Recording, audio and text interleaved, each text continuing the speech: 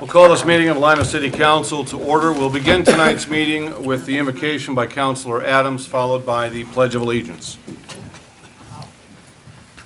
As we open this meeting, Lord, we want to give honor to you. Thank you, God, for the time we have tonight to discuss issues and make decisions. May you bless each person who took time to gather here tonight, and let your hand of protection be on them throughout the rest of the week. Let the work done here tonight come to fruition, and let it all be for your glory. Help us each to do our parts to bring the plans discussed to life. Amen. Amen. I pledge allegiance to the flag of the United States of America and to the republic for which it stands, one nation under God, indivisible, with liberty and justice for all. We'll have the clerk call the roll. Mr. Gordon? Here. Mr. McLean? Here. Mr. Lowe? Here. Mr. Tevin? Here. Miss Adams? Here. Mr. Glenn? Here. Mrs. Miles? Here. And Mr. Nixon. Here. First on the agenda is Resolution 515. Expressing the appreciation of the Lima City Council to Margaret Griffith for her service as clerk to the Lima City Council. Mr. President, Mrs. Miles? I move Resolution 0515 be adopted on its first reading after being read. Second. The motion, the second, is to adopt Resolution 515 after having been read. We'll have the clerk read the resolution. Whereas, after 30 years of service to the City of Lima and the Lima City Council, Margaret Peg Griffith retired in 1993. And whereas Margaret Griffith began her career as the clerk of the Lima City Council in 1964. She was instrumental in developing formal rules for the council, which were adopted by council, significantly reducing the length of council meetings. Instrumental in developing the first records retention procedures, served as a member of the Records Commission, and served as acting Civil Service Board Secretary for a period of time. And whereas in 1976, Margaret began serving on the Board of Directors for the Ohio Municipal League, later becoming the President of the Ohio Municipal League in the early 1970s and the President of the IIMC in 1988-89. And whereas Margaret Griffith was one of the first clerks in the country to receive the National Municipal Clerk Certification in 1972, and then continuing her education, she received the Advanced Academy Certificate from the IIMC Education Academy in 1986. And whereas, for her many accomplishments, Margaret Griffith received the IIMC Quill Award, established to recognize municipal clerks who have distinguished themselves, and also received the Liberty Bell Award presented from the Lima Bar Association. Now therefore be it resolved by the Council of the City of Lima, Ohio, that the Lima City Council extends its sincere appreciation to Margaret Griffith for her many years of dedicated service to the City of Lima and the Lima City Council, and that the Lima City Council wish to recognize and commend Margaret Griffith for her many accomplishments during her tenure as clerk for the Lima City Council, and wish her a very happy 90th birthday. Is there any discussion on the motion? I simply am going to say, because I think I'm the last council member who served while you were the clerk. And it was a pleasure. I remember the very first time, before we had our first meetings, you sat down all the new council members and kind of gave us a packet of information and an understanding of how the meetings worked and what we could and could not and should not do. And that's a practice that we carry on today when we have new council members coming on to the board. It was a pleasure. I will apologize on behalf of the council at that time that we didn't take care of this earlier. It's been long overdue, and I want to wish you a happy birthday. Yes. So, Mr. President, may I say something? Yes, you may. Because I wouldn't be here if it weren't for Peg, because I took over when Peg left. And it was big shoes to fill, but I will say that she made the transition extremely easy because she had prepared this huge book that all I have to do, I still go back and use the book when the budget comes, because it's something you don't do all the time, and it's nice to have it all written down. So I appreciate it, and I appreciate being here for these past 23 years. So. Is there any further discussion? Mr. President, Mr. McLean? I've never got to enjoy you as a secretary, but I can certainly wish you a happy 90th birthday. So, thank you. Happy birthday. Right. I'm gonna, excuse me, I'm gonna be like Mr. Shepherd used to be. You're gonna have your opportunity. Peg,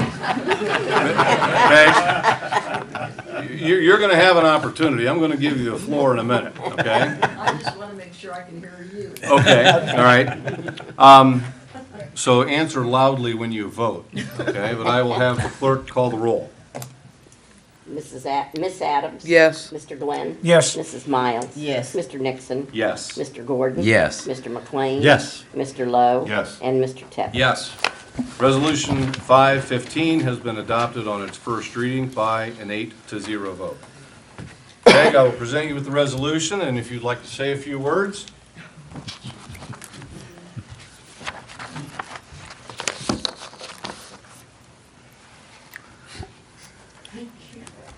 Can I speak? Yes. That's part of the gig. When I can walk, I'll be fine.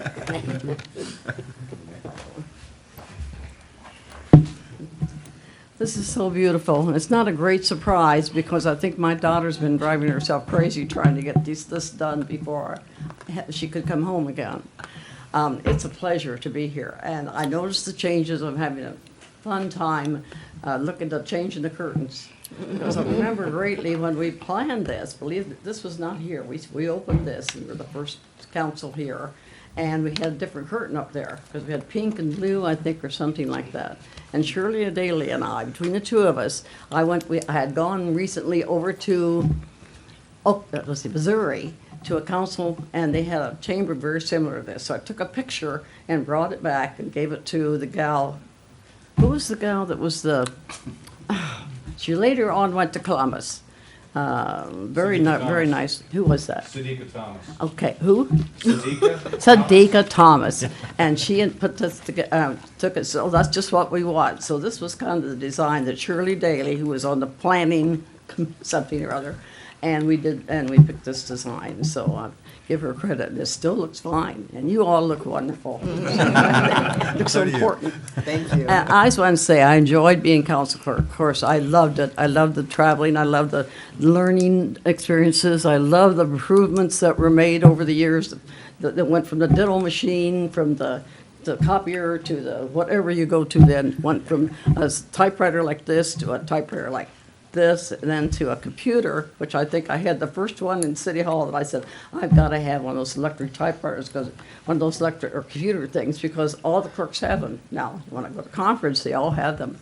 So one of them helped me, and between the city itself and between whoever was the office place over here, Emerson Price or somebody, and brought it over and tried it, and I just fell in love with that. It saved hours. Instead of having the council minutes done by Friday, I had them done by Monday, which was sometimes Friday, because I always knew what they were going to say anyway, so I could. So it was fun. It's a fun experience, and you learn, and you learn, and you learn, and you do try to keep up with what's going on today, which I don't think I can do now, but I did then, and I enjoyed working with everyone I worked with. I can't remember one councilman that I didn't appreciate every effort, and the law directors, of course, and Mr. whoever, quite a few. John Evans, I remember first, way back when, and it was an experience that I'll never forget. And this is the second experience, or third or fourth, that I will never forget either. I appreciate all you're doing for me. I appreciate what my daughter did, and John. One time on the phone, she said, and John said, I said, who? Oh, she wasn't supposed to say that. I said, John Nixon's involved in this, yes. So that's how I found it out. But I appreciate it. I want you to know that it'll go down in my scrapbook as one of the most exciting moments of my life. Wow. And I've had a lot of them with council. Wow. And thank you so much, all of you. Thank you. Thank you.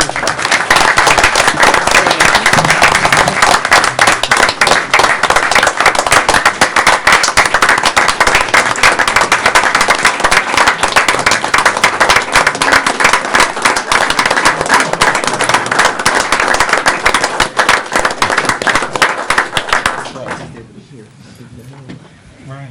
That's great. 94 years old.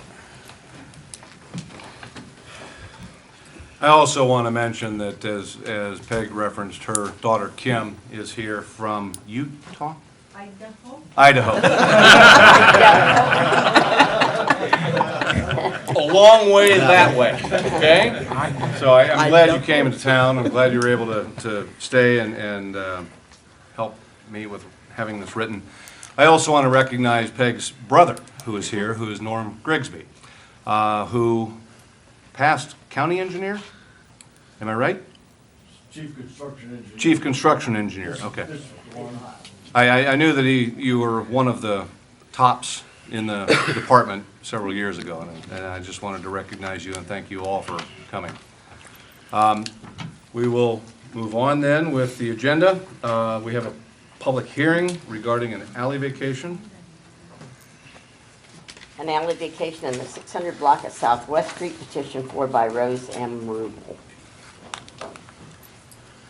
Shall I read the call? Yeah, we'll have the clerk read the call. Notice is hereby given that on the 22nd day of June, 2015, at 7 p.m. in the council chambers located at 50 Town Square, Lima, Ohio, a public hearing will be held on the following matter. Vacation of a portion of an unnamed alley that runs between the 600 block of Southwest Street and Town Alley. The purpose of the vacation is to reduce the pedestrian traffic and expand the side yards. This proposal is initiated by Rose M. Rubel, owner of the abutting property located in the city of Lima, Ohio, and has been recommended and approved by the City Planning Commission. Any interested person or persons desiring to be heard on said matter may do so at the time and place herein specified. The reports, maps, and other documents pertaining to the above request are on file in the office of the Clerk of Council and are open to public inspection. Is there anybody in the audience that would like to speak to the issue of the vacation of a portion of the unnamed alley between the 600 block of Southwest Street and Town Alley? Please come forward, state your name and address. For the second call, is there anybody in the audience that would like to speak to the alley vacation between the 600 block of Southwest and Town Alley? For the third and final call, is there anybody in the audience that wishes to speak to the request for vacation of a portion of the alley between 600 block of Southwest Street and Town Alley? Seeing none, I'll declare that public hearing closed. We also have a public hearing on the 2016 CDBG funds.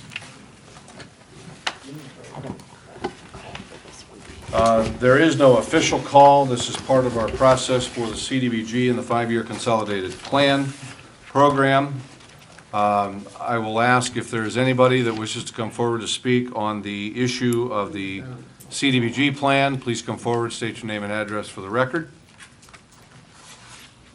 Is there anybody in the audience that wishes to speak to the 2016 CDBG funding allocations and a 5-year consolidated plan? Third and final call, is there anybody? If you're going to walk up here, Amy, just walk up here. Is there anybody? Okay, there it is. Amy Odom is going to speak. Thank you, Mr. President. Was waiting for our guests and citizens to have a crack at it first. This is the second public hearing for the 5-year plan and the annual plan for 15-16.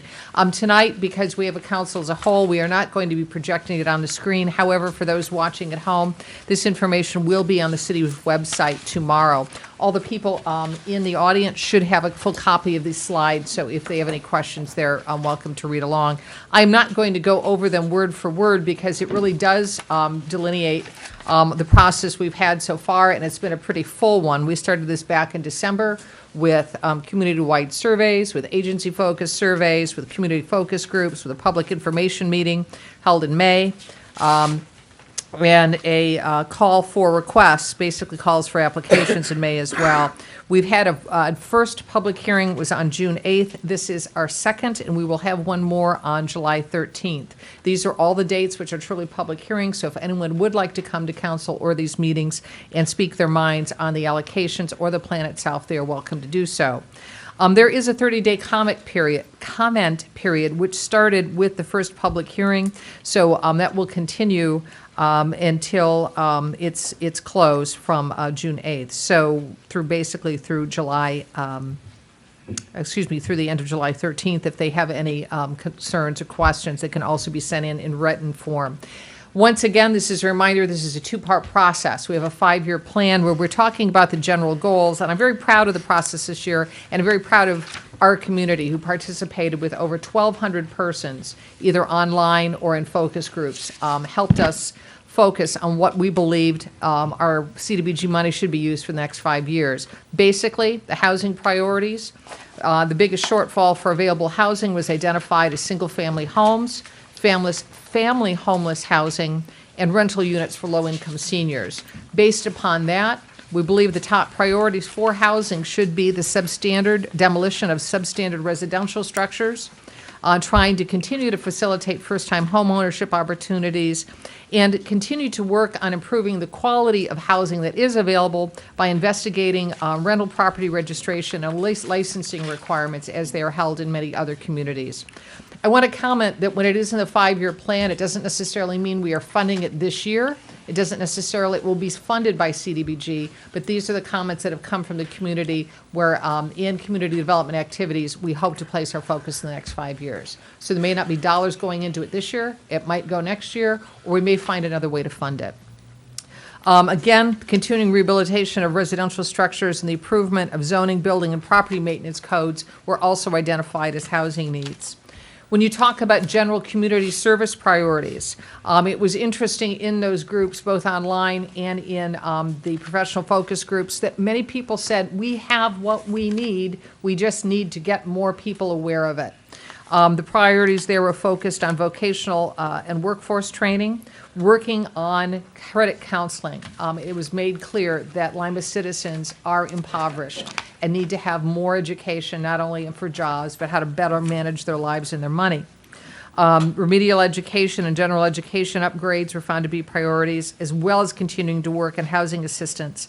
Another interesting item that came as part of the 5-year plan was a focus on building up service providers' organizational capacity, that we found that there are many small nonprofits in this community, but don't have professional leadership, don't have long-term strategic plans, nor do they have long-term strategic plans for funding, which makes their ability to continue and grow and serve more people difficult.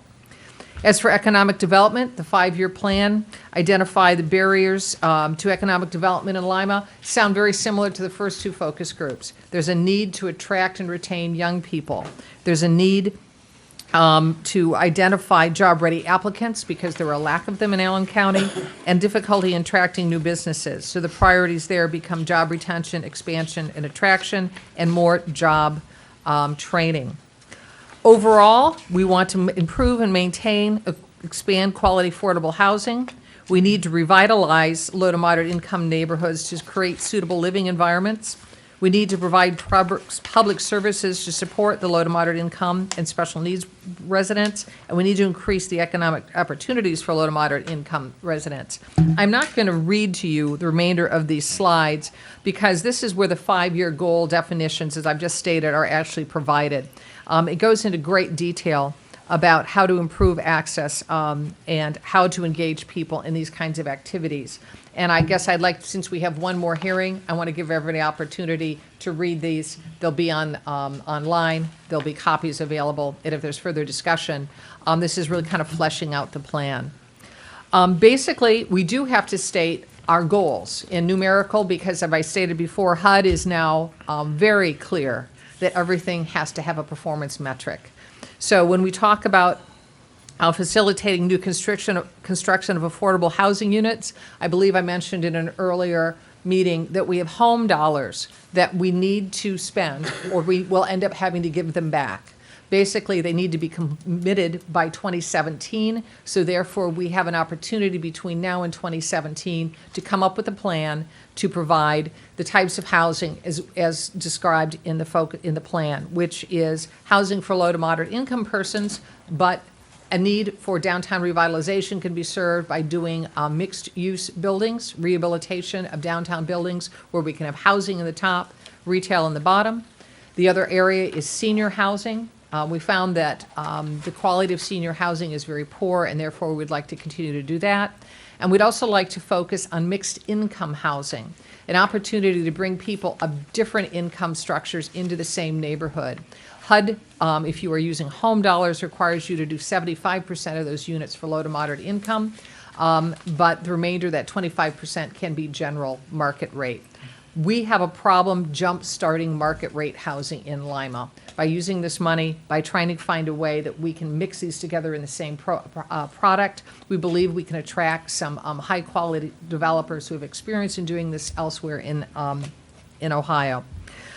We hope to do at least 80 down payment assistance for first-time home buyers in the next 5 years. We need to rehab at least 25 houses. We're going to work on housing and credit counseling for at least 360 households. So even though they may not buy right away, they'll have the tools to be able to understand how to find a quality unit in the future. We're going to continue to do our fair housing services, where we anticipate over 2,000 households will be served in 5 years. And we're going to continue to increase working with neighborhood groups and businesses and nonprofits, bringing them together in such a way that if these CDBG dollars can't meet their needs, through community partnerships, we'll find a way to fill those gaps. Demolition continues to be a priority in the next 5 years. CDBG funds, we hope to do at least 45 homes. That doesn't sound like a lot, but please remember, we have other types of funding that we hope to bring in to continue the great work the Public Works Department has done over the last few years with NSP and AG money. Code enforcement will continue at pace, meaning that over 2,000 inspections per inspector are done every year. So we're going to hope to have, every year 2,000 inspections are done with 4 inspectors who are actually working part-time at that because they're doing other things as well. 10,000 housing units will be inspected within 5 years. Infrastructure for streets and sidewalks are going to benefit over 75,000 people. We want to help at least 250 low to moderate income kids over 5 years with our parks program, and continue to update the codes for rentals and vacant properties to improve neighborhoods and provide neighborhood services. The public service outcomes, again, support that as well. We want to continue to work with, provide technical assistance to neighborhood groups, increase involvement, as we did with this process. And we want to look, I guess the other thing I'd like to say is, when this is all over and done, we want to hear from you on, did this work better? Did the community feel they had more of a voice in this process than they did in the future? Because I think, again, 1,200 participants is a record in having their voice heard, and we'll continue to work on ways to even further involve the community. We want to continue, for economic development purposes, continue to do skills training for unemployed and underemployed people for at least 75 people in 5 years. And again, as I'd mentioned, a focus on mixed-use downtown revitalization, continuing partnerships, and again, conduct more planning activities, something that we've not done, but something that is an absolute necessity now if we're ever to capture grants and to find a way to take a community that was built, as I've said, through this process for 52,000 people and focus on a quality of life for 36,000 to 38,000. Planning studies and updates to codes to support land assembly, land reuse, and economic development have to occur. That was really quick. That's the overview of the 5-year plan. As for the actual allocations for the 1-year plan from 15 to 16, again, starting September 15, running through October 1 of, excuse me, I always say that backwards, starting October 1 of 2015 and running through the end of September 2016. Again, we received 22 proposals. And we were able to fund 19. There is a change, and the public needs to know this. Council has been aware. There was an error, and we take full responsibility for that. In doing the proposals, the initial proposals, there was an error in the spreadsheet. There were 2 cells that were incorrect, which made us believe we had more money than we thought we did. Probably should have caught that because our allocations were actually reduced this year. But in this set of allocations that you're seeing today, you're seeing that there are some groups that we had thought at the last hearing we would be able to fund, and due to the reduction in funds, we will not be funding. Wealth prep and financial literacy, we are not able to fund. That was $25,000. Emergency repairs, which we had hoped to do out of CDBG, we will not be funding. And LACNIP, as stated before, we were not able to fund. I do need to share, there are some rays of light here, however, that LACNIP has received from another source a very, very large grant, which should be reported in the evening news tonight and will be discussed further on Wednesday, I believe, at the mayor's press conference. And as for the wealth prep, excuse me, financial literacy, that credit counseling, discussions have already begun with local financial aid institutions to get them to step to the plate. It has always baffled me why the city of Lima pays for this, because it's the banks that are making the money on the loans. So we're asking them to have a fuller partnership. As for the remainder, you'll see that there have been some reductions, and I believe the council at least had received heads up on this. We believe that they were done as fairly and equitably as possible. Those which had personnel costs in them, those need to be made stable as they can, because that's funding the people who are doing the jobs. Administrative costs, again, remain about the same and still remain below the 20, or stay about at the 20% that we have in new funds in program administration. So we stay within all our limits there. Basically, there's never enough money, and there's never enough time. But if you have any comments or thoughts on this, we'd like to hear from council and the general community tonight. That's about all I have to say on that. There is more information, again, about the expected outcomes for the coming year, but those are listed within the slides here, all part of that 5-year plan. The only thing I would like to, again, just remind folks is that there is another public hearing on July 13th. That is your last opportunity to make comment, to make suggestions. We will take them in writing, take them by email, or take them at these open meetings. At the 13th, we have to be done on making changes, because on the 27th is when the whole thing goes to an up or down vote. I told you I'd keep it short. Is there any other questions? Mr. President. Mr. Lowe? Thank you. Ms. Oldham, you mentioned that there was an error. Could you publicly say what that amount was? Sure, it was a significant error. It was $432,000. What had occurred is that there were two cells within the spreadsheet that were taking carryovers and multiplying them several times, which then got added in. I'm pleased our staff caught it before we went to the end of this process, so we can continue on. And I'm glad it was caught too, but I guess my issue with this whole package is this. When you look down upon the CDBG, in order to create fairness, instead of cutting whole programs, we see some individuals, where you look at the difference between 2014 and 2015, you got some individuals at 40, 26, 7, 28, 72%, 44, 32, and so on. But when we get down to CBG administration, it's zero. We have less money, which in the variance, everybody's in the red, but CDBG administration. They remained at 20%. I believe at one time you were at 19.7 or something like that. Looking at this paper,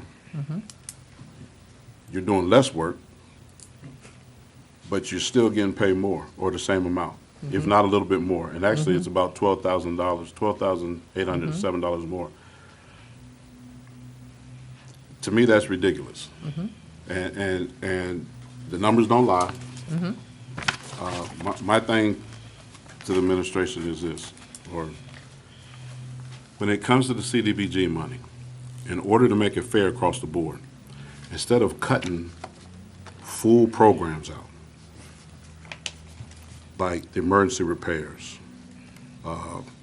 LACNIP took a pretty good hit, even though we didn't know that grant was coming. We didn't know they was going to receive that. LACNIP took a hit. My thing is this, instead of cutting it the way you did, because I don't know who figured out these percentages, I don't understand why we couldn't have went straight across the board and everybody took the same percentage and make it fair to everyone and keep some of the program. We got individuals, you can look around our city right now, people are seriously hurting. There's some emergency repairs that definitely need done in some of them locations.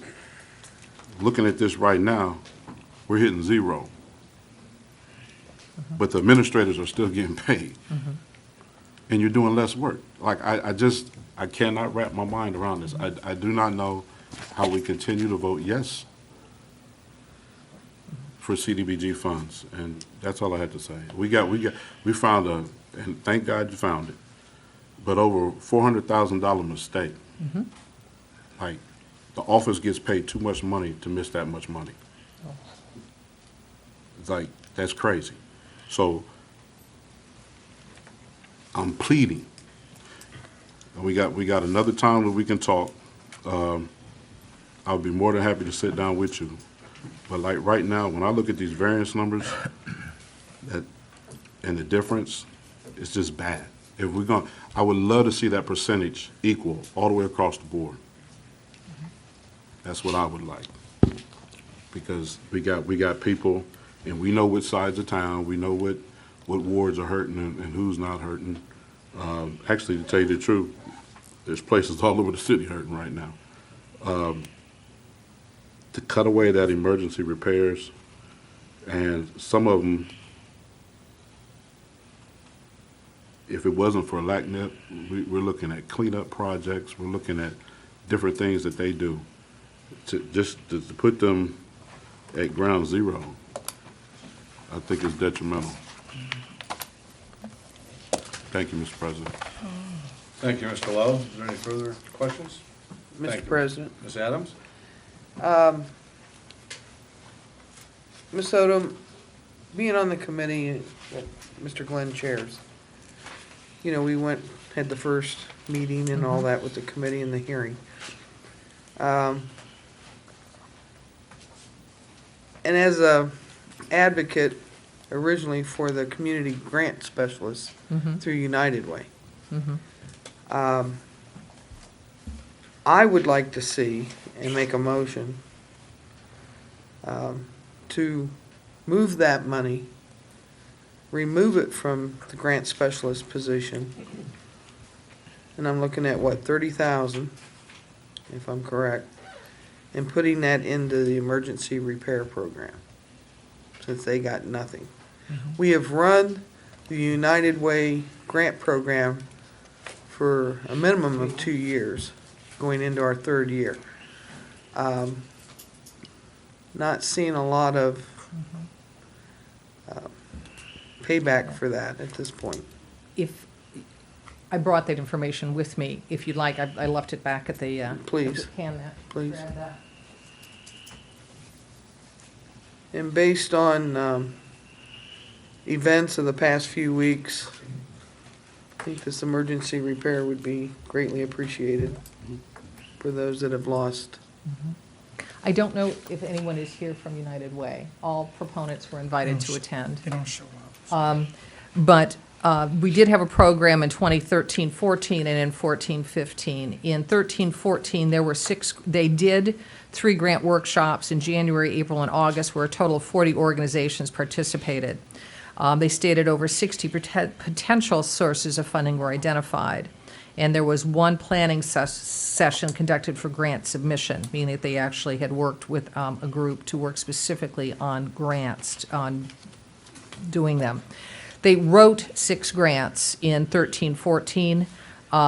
3 of them were funded.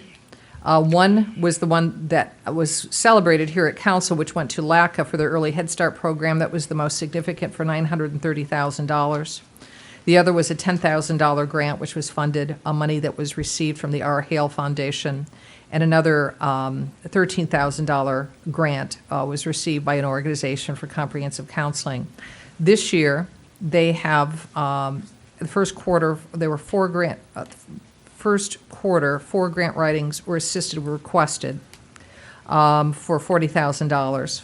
One grant, the money that was requested last year for HUD was received, so that's not new money, or for the Early Head Start was received this year, although it was written last year. They have $105,000 open, they've not heard back from. And they did conduct a workshop with 17 local organizations participating. I don't know if those are new organizations in addition to the 40.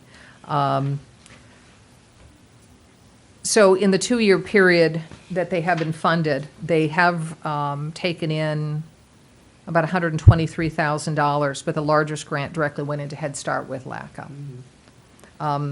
It is tough. We, through our neighborhood support program, have tried to assist people, but I think what United Way is finding is exactly what was identified in the social service focus groups. There is a capacity problem. There are a lot of folks who think grants are easy money, and they're not. They do take administration, they do take staff, and it takes a lot to be able to write one and receive one. And if I may, we basically have had a 2-year training program to work with their staff or the person that they appoint. So they should have a good foundation at this point to go forward. I'd like to see us take a break, if I may, council, and divert this money to the emergency repair. And if Can I say something before we say? Mr. Well, I don't know. Yeah, Yeah, and, Mr. President, I'm sorry, but I want to say a couple of things first before she do it, and I'm gonna tell, and with her 150% behind this, if you guys go out and see some of these houses from the storm we had, is in really bad shape. And some of the folks had insurance, and they're not getting covered for other reasons. And I'm gonna be dealing with that then. We do need this. And that's was the main thing I was gonna talk about tonight, see could we decide to work on emergency funding. We need it bad. This all over the city, it's not just the 6th Ward, got hammered real hard, and the whole city got hammered hard on this. And they're gonna need some kind of disability to help work on their homes. I mean, people are volunteering, cleaning the basements out. The house is still not, you're still gonna have mold in the house because you don't have a professional in there cleaning these homes out. And they got young kids in their homes. So I don't know what else I can say, how important that this emergency funding we need. And I understand what United Way have done.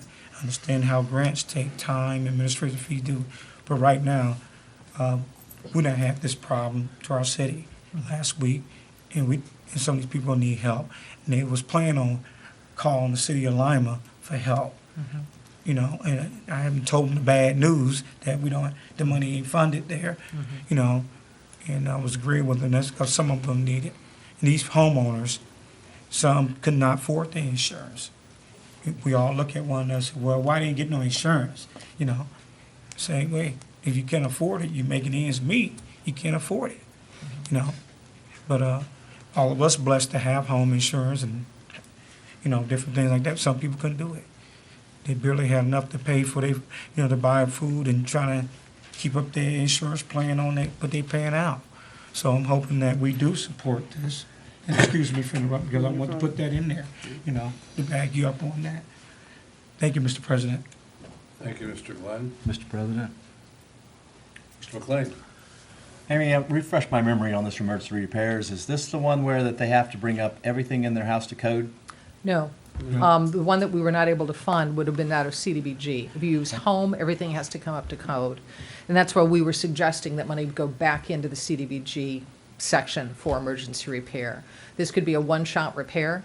The recommendation per our application was that we would be selective. Even $80,000 is not a lot of money. We would probably be able to, if we put in $30,000 from the other program, we would probably be able to maybe squeeze out $5,000, because at minimum $5,000 for repairs, and there is administrative overhead for that has to be covered. We have to cover the costs of having our staff do the write-ups and the rest of it.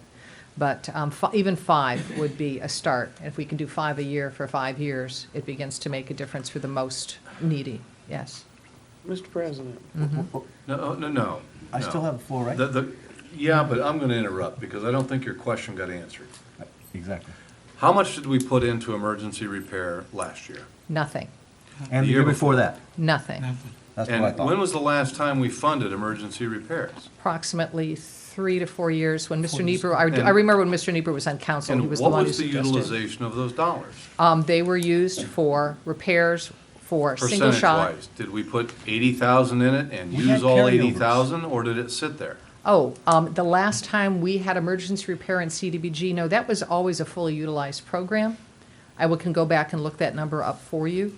But emergency repair, because it did not require the whole house to be repaired, was one that was popular and was utilized. Okay, because I think, Was that? I Sam, my apologize, concern, I thought think that is was the a same question. as yours, that it, putting money in there sounds good, but if the requirements and restrictions are such that it isn't gonna get utilized and it's just gonna get buttonholed for another year, No. there's no point in it. But if No. you're saying it did get utilized, yes, please get us that information. To be able to use these funds, the recommendation would be for the true emergencies, meaning the broken water heater, the busted sewer line, the gas line out. We would not be doing minor repairs with this because this is so little money. We'd have to be judicious in that, but you don't have to bring the whole house up to code. And that's exactly what emergency repair money is for. Right. And to the allusion that Mr. Glenn was making, I mean, flooded basements are not gonna be fixed by this unless there is a storm sewer problem, correct? A Or drain problem. a sanitary water sewer pipe line in inside. that they would need to, correct, yeah. Okay. It may not pay to muck out your basement, but if there is a major structural problem that we can assist with, that is a true life safety issue, then we may be able to use these funds for this. Okay.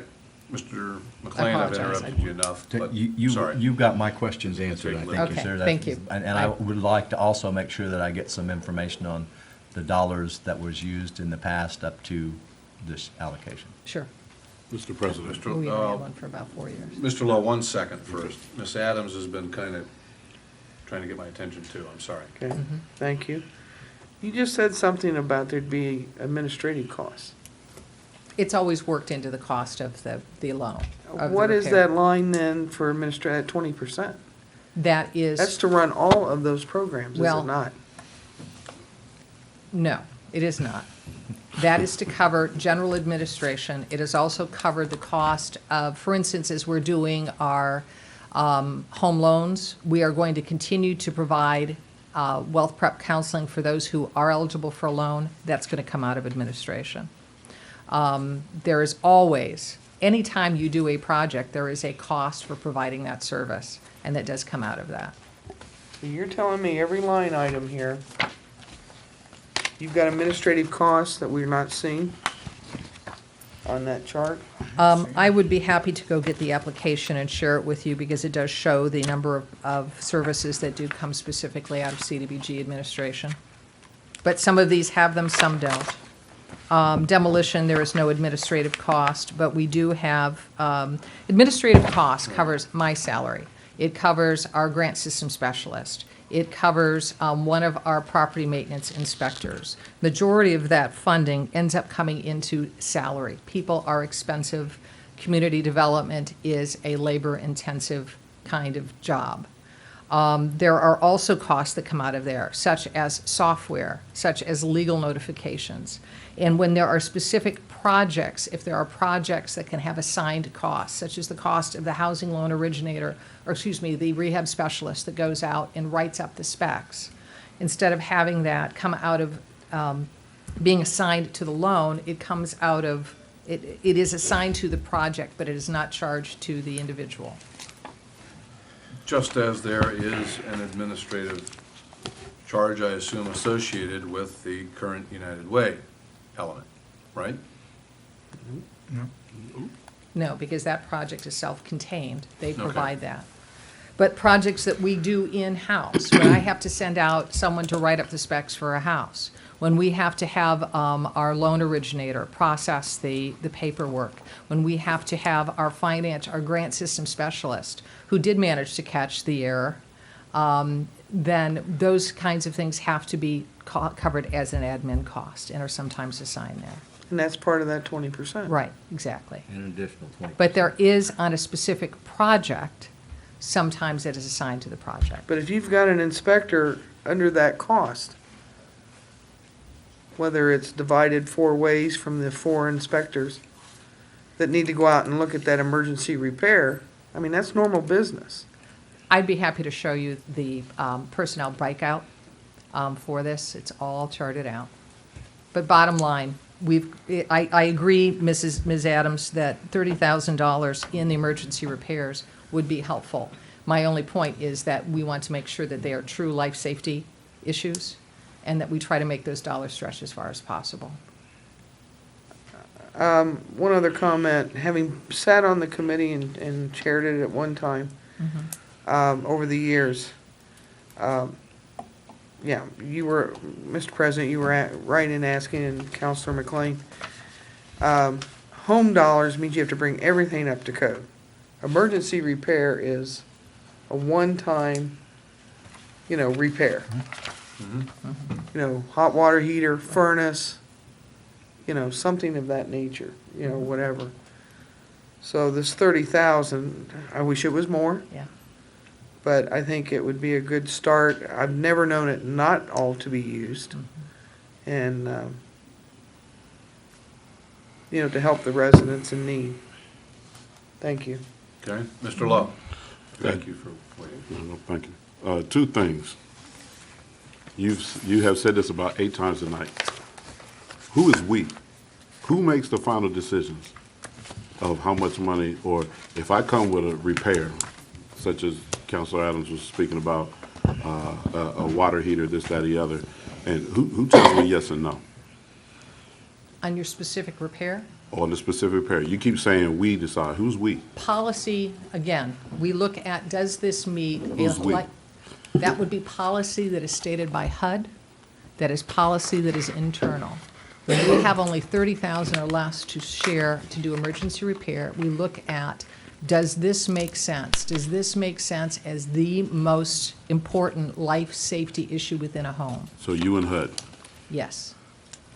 The other thing is, I remember Councilman Nieper, when he was here, he used to say this all the time, and I would look at him like, why are you driving this? But my thing is this, if we're doing less, according to y'all's numbers, if we're doing less, how much time are you actually spending on CDBG? And I remember him asking, can you chart out how many hours you're spending? And we never got that.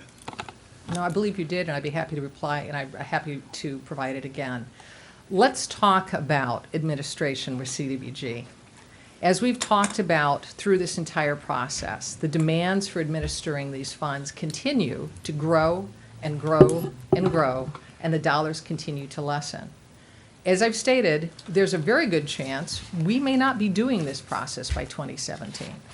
We may end up becoming not an entitlement community, but having to fall into a state pool and compete for these dollars. I will agree that there is a lot of time spent on CDBG administration, and you are more than happy, Mr. Lowe, to come and spend the day with myself and my staff on the kinds of things that need to be done for every single dollar and the accounting for these dollars.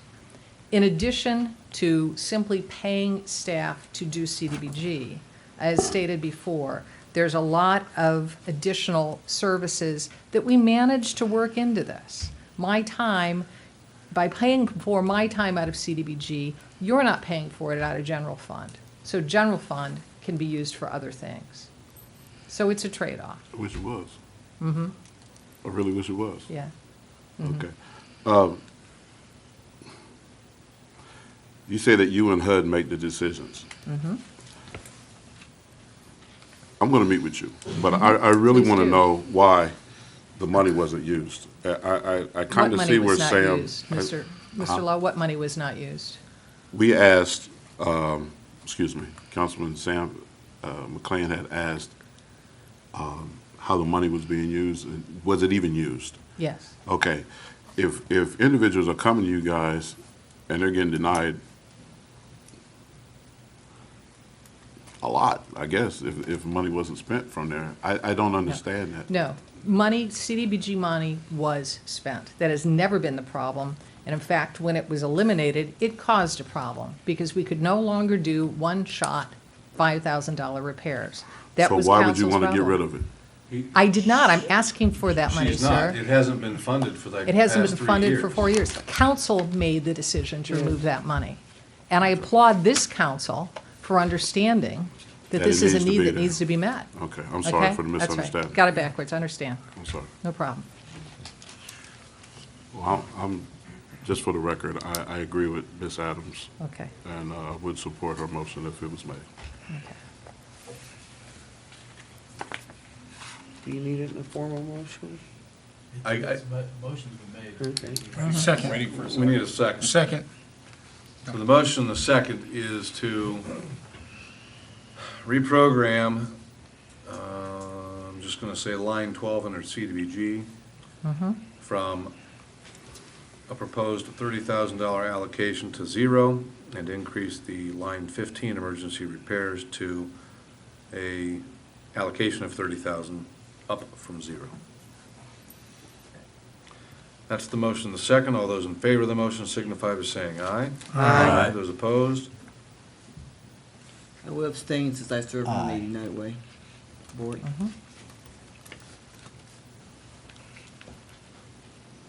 Okay, hang on a second here. I got you down for the abstention on the motion. All those in favor of the motion signify by saying aye. Aye. Those opposed? Aye. One, that is 6-1 with one abstention. Okay. I want to see numbers.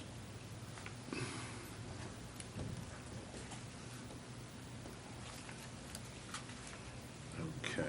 Outline for us, Amy, directly and quickly, what other opportunities are there for changes to this? Or is this it? They're in the next hearing. Next Again, you hearing. have one more That's the final hearing. opportunity for Correct. changes. And then, just so everybody is clear, because this has become a confusing point, at the meeting on the 29th, Correct. sorry, wrong calendar, on the 27th, that is, no changes can be made at that, correct? Correct, Because all changes have to be made during a public hearing. correct. Okay, is everybody clear on that? Head nods or something here, okay? All right. Okay, Mr. President, Mr. Lowe? I got one more thing that I would like to look at, and I know it seems like I hark on this every year. The career pathway with the roads program. I'm just gonna make it simple. I wish somebody would come one day and say, hey, you know what? I appreciate this program, I was successful. We know that we have asked for numbers of individuals who take this, who remained in Lima, who worked in Lima. It's taxpayer of Lima's money. And I would like to see that, I would like to make the motion of taking that away and moving it to park improvements.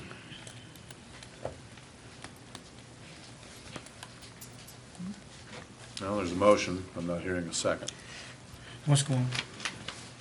I would like to move the career pathway, the road state program, to park improvements. That's my motion, $7,000. I'll second it. The motion, the second, is to move $77,000 from line 9, career pathways, to line 7, park improvements. Is there any discussion? Mr. President, Ms. Adams? at the last committee meeting we had, the gentleman that runs the program was there. He brought us a list, placement since 2013 to 2014, Lima residents to non-Lima residents. I have that information. I've never seen it. Well, I was at the committee meeting, and the committee members and those in attendance received it. Unemployed at enrollment for Lima residents was 81%. Total students were 31. 25 of those were Lima residents. Non-Lima residents, total students were 15. Unemployed at enrollment was 80%. 8 have obtained employment after class. Some obtained employment of non-manufacturing, 3. I mean, the numbers are here, they list the the manufacturers. I personally cannot support your motion, and because I see these numbers. He has come to us to council with these numbers. But he did come to the committee meeting and shared that with us, and I'll be glad to run you a copy of this. It'd be nice to have that. Mr. President, Yes, sir. Mr. Glenn? I just got a couple things. Yes, I had the paperwork too. I still does not have confidence in the program at all with the program there, because you hear folks saying they've been through the program, and until I see folks, because folks come talk to me about it and say they've been through the program and they haven't got no job yet.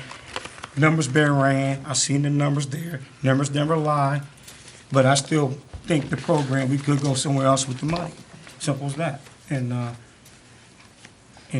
talk to many folks, get around, talk to folks about that have been in the program, and it's still not getting higher than Dana afford. And I know with the numbers, city council gonna support it, but you need to talk to the folks. Get out and about and talk to the people who've been in the program, who've been in it. They'll tell you the story.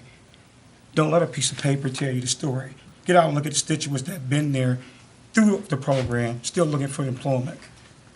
That means something wrong. When I can go knock on a door, get some people some job, don't get paid a dime, but city council pay. But the thing about, and that's what I'm looking at. And I know some city council feel comfortable with it because they see what's on the paper. But talk to some of the people in the community.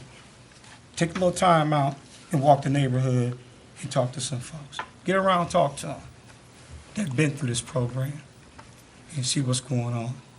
And we'll find out then, what's the real story is there. Oh yeah, we can graduate all day long. Bring me some graduates in here. When the city is funding this, the CBG money, bring some in here. And let us know. So we have success rate on that. What's going on? Mr. Okay. President. Mr. Lowe? This is why I made that motion, and I hope that others support it, and if nothing for this factor alone. I would challenge anybody to go into the area parks and look. We've had programs, Mr. Stolley has went out and looked for different ways to improve the parks. Some of the parks are just flat out bad. These kids aren't comfortable playing in them.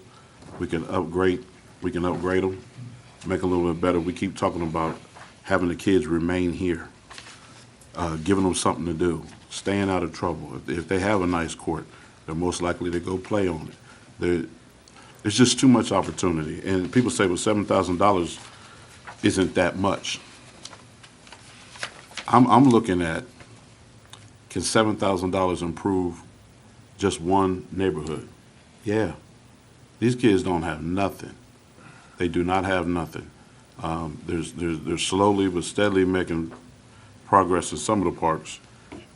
But that $7,000, if it isn't but one ride or one piece of hardware, Irrigation. don't even go there. We can see that. Sometimes people want to see it. They just want to see it. People make numbers. We need to visually see some things and help these kids out. You got, not to prolong this, but Lima has a heck of a lot of athletes, great athletes that come out of here. And if it's nothing but a football field getting painted, a baseball diamond being redone, let's invest in our kids. Let's invest in our kids, and that's all I got to say on that. All right. Mr. Durliad? Mr. President, in addressing the concerns about this program, the students who have responded, they have gotten employment in manufacturing and in non-manufacturing. Mr. Glenn, if you are hearing people saying that they hadn't gotten employment after completing the class, I'd ask you to do a favor. Ask them if they have maintained their contact with us, because every week, if not more than once a week, we send information on job openings in the area, job fairs, referral days. A little over a year ago, the Ford engine plant was distributing referral forms outside the offices of Job and Family Services.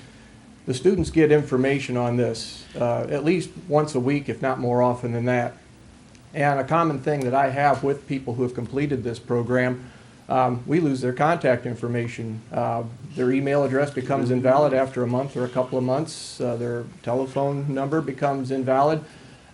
If they were serious about maintaining contact and seeing what opportunities would be there in employment, job fairs and so forth, ask them to give me a call and have them update their contact information. We'll get them back. But if I don't know how to get back with them because of an invalid email address or a telephone number, I have no way of finding out unless just by luck I happen to see them or they do take it upon themselves to call me.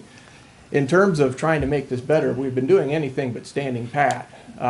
You've probably been familiar with the Link Lima Allen County program. They have taken this program as its model, and some of the things that people may not get employment from even after completing this class may be a conviction of a felony, lack of transportation, and things along that line. With this Link Lima Allen County, those are some of the obstacles that they are addressing. They're going to take these people who might have these issues and attempt to provide them the transportation if they don't have the reliable transportation, attempt to, counsel them on, drying out if they have drug addiction problems and things along that line. These are some of the common things that prevent people from attaining employment no matter what training they get. So we're going to be entering into the phase where the rubber meets the road on this Link Lima Allen County. They're actually going to be taking students who have recently completed the class, including some of them that have reported in this report that I just distributed, and try to counsel them and take them to the next step to make them more employable so that these numbers will be even better than what we're reporting right now. Mr. President, one more thing, please. Mr. Lowe? Sir, out of the $7,000, how much is paid to you? None. It all goes to an instructor who is with the Lima City Schools ABLE program, and then there's about $500 or $600 remaining, which goes to student handbooks, which are distributed to the students. So the instructor gets $6,500? The instructor gets approximately $6,400. $6,400, and I don't get a penny, and I'll teach a class at no cost to the grant just to keep me engaged in the program. And also we try a few new things out, and if it looks like a good thing to implement for future classes, then we'll do it. But we estimate about $11,000, $12,000 of in-kind contribution, either from wages and time that I put in, that my colleagues at Rhodes State College put in materials and other things. And in addition, we also put that in our request for funding. Just taking a small sample of the students who have attained employment, the city income taxes that are paid recoups that $7,000 and then some. It's just a small sample. We estimate $10,000 to $11,000 in city income taxes off of that $7,000 investment. And for those that are at home that don't know, how long is that program? It takes a month. It's 2 days a week for 4 weeks. And if you attain the employment, then you get the benefits of employment, of certification. It's a lot of money. 8 days, $6,400. Well, I mean, That's one it's session. It goes on. How many months out of the year we do you run it? we have 5 sessions.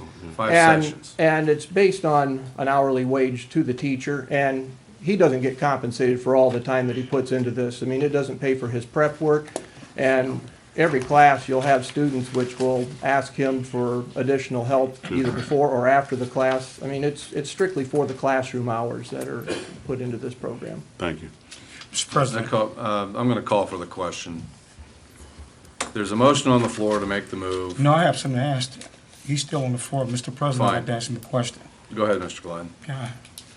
First of all, you said something about the folks you have missed about because they don't have emails and telephone. It's the reason why they don't have one, right? So you think these people have been left behind, or you can't contact them because of email and they don't have a cell phone. Okay, probably can't keep it on, probably can't keep the email on, but I'm gonna tell you what you can do though in the future. Try to work with, which I work with them in the future, is they can get an email at the library. Bring that up to them, get an email at the library, say it can be contact, because some of their phones are turned off. Some of the emails are turned off, don't be on. So them are some of the things you give them that then. Well, and that's Okay. something that I addressed on the first day of the class. I said, we have them complete an application form, and we tell them, in order for this to be a success, we need to maintain contact with you after you complete the program. So have a reliable email address and/or telephone number for us to be able to relay this information on job opportunities and the other information that we pass on to them. All right. Thank you, Mr. Glenn. Thank you. So Question rude. on the floor is Don't tell to, him like that. excuse me, Mr. No, Glenn. you we're very having a meeting. rude. You very rude. Not Very very rude. rude. Very rude. Are you done? Very rude. Don't be rude to me. You want to do Tom like that. If he was talking, you didn't do it to Miss Adams. They was talking. Stop it. Not gonna be rude to me. Okay? You treat me like There everybody else is be a treated. motion on the floor, which Very rude. question has been called. The motion is to move $7,000 from the Career Pathways Program to the Park Improvements Program. All those in favor of that motion signify by saying aye. Aye. Hi. Those opposed? Aye. There were 2 in favor and 6 not in favor. Mr. President, I'd have a voice vote, please. Certainly. Have the clerk call the roll. Let's see, it started tonight with Miss Adams. Miss Adams, No. Mr. Glenn, Yes. Mrs. Miles, No. Mr. Gordon, No. Mr. McLean, No. Mr. Lowe, Yes. and Mr. Tevin, No. and Mr. Nixon. No. 6-2. The motion fails. Is there anybody else that would like to speak to the public hearing regarding the 2016 CDBG funding? Seeing none, we'll declare that public hearing closed. I've been asked to take a short recess. Can I have a motion for that? So moved. Since Second. I asked for it. Second. Second. Motion and second. We'll take a 10-minute recess and then come back at 20 after 8.